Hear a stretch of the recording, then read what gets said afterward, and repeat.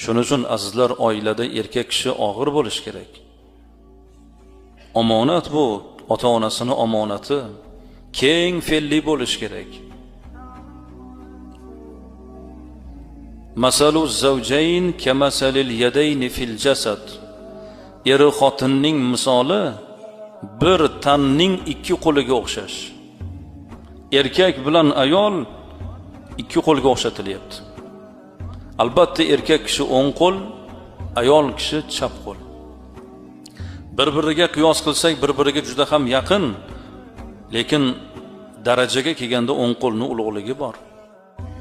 Xuddi shunday oilada erkakning ulug'ligi bor. Qo'limizni bittasi nopok bo'lsa, ikkinchi qo'l uni tozalaydi. Chap qo'limiz nopok bo'lsa, o'ng qo'l tozalaydi. To'g'rimi? Najas tekkan qo'lni o'zini o'zi poklash imkoniyati kam. Ikkinchi qo'l yordamga keladi, uni poklaydi. Eri xotini ham xuddi shunday. Xato qildimi, uni yuziga solib emas. Xato qilgan odam yomon odam emas, balki xatosini bo'yniga olmagan, uni to'g'rilashga harakat qilmagan odam u yaxshi odam emas.